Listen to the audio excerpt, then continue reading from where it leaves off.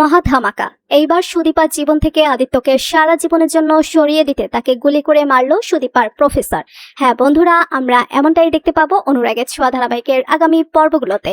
বিস্তারিত জানতে আমাদের চ্যানেলটি সাবস্ক্রাইব করে ভিডিওটি না টেনে শেষ পর্যন্ত দেখতে থাকুন। ওই ছিনতাইকারীগুলোকে মারধর করে একটা পর্যায়ে আদিত্য এতই রেগে যায় যে তাদেরকে খুনও করতে যায়। সুদীপা সেখানে এসে আদিত্যকে থামায়, তবে আদিত্যর বেশ রাগ হয়ে থাকে সুদীপার উপর। ভাবতে থাকে ওই প্রফেসরের সাথে তো এতক্ষণ গল্প করছিল, আমাদের পার্সোনাল কথা ওই প্রফেসরকে জানিয়ে এসেছে। ওই প্রফেসরের মতিগতি ভালো না সেটা জেনেও সুদীপা ওকে সময় দিয়েছে, তাই সুদীপার সাথে আমি কথা বলবো না। আদিত্য অভিমান করে ঠিকই, কিন্তু সুদীপাকে নিয়ে অটো করে যেতে থাকে। একটা সময় আদিত্য বাড়ির সামনে এসে থেমে পড়ে এবং সুদীপার সাথে ঝগড়াঝাটি করতে থাকে। সুদীপাকে ধাক্কা দিয়েও দেয় আদিত্য, আর সুদীপা পড়েও যেতে চায়, কিন্তু আদিত্য সুদীপাকে আবার নিজেই ধরে। তুমিও শান্তি পাবে আর আমার জীবনটাও ঠিক হবে, এ বলে পরমার হাত ধরে টানতে টানতে আদিত্য রাস্তার উপর নিয়ে যায় এবং সেখানে গিয়ে ঝগড়াঝাটি চলতে থাকে।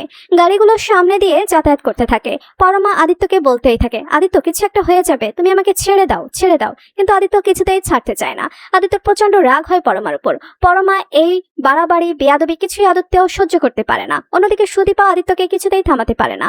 পরমার হাত ধরে রাস্তা ধরে টানতেই থাকে আদিত্য, আর সেখানে অভ্র এসে দাঁড়ায়। তবে যতক্ষণে অভ্র এসে দাঁড়ায় ততক্ষণে সামনে থেকে একটা গাড়ি এসে ধাক্কা দিতে চায় আদিত্য এবং পরমাকে। ঠিক তখনই সুদীপা আসে এবং আদিত্যকে বাঁচালেও পরমা কিন্তু আদিত্যের হাতটা ছেড়ে দিয়ে নিজেকে বাঁচানোর চেষ্টাই করে। কিছুক্ষণ পরেই দেখা যায় যে আদিত্য এবং সুদীপা দুজনেই পড়ে আছে। সুদীপার মাথায় অনেকটা লেগে গেছে। অভ্র ছুটে আসে, আদিত্য ও সুদীপা দুজনকেই বাঁচায়, অন্যদিকে পরমাকেও বাঁচায়। তবে পরমা ভাবতে থাকে যে আদিত্যকে ফেলে সে নিজেকে বাঁচানোর চেষ্টা করলো। সে এমন একটা কাজ কিভাবে করলো? আদিত্য তো কিছু একটা হয়ে যেত, কিন্তু সে শুধু নিজের কথাই ভাবলো।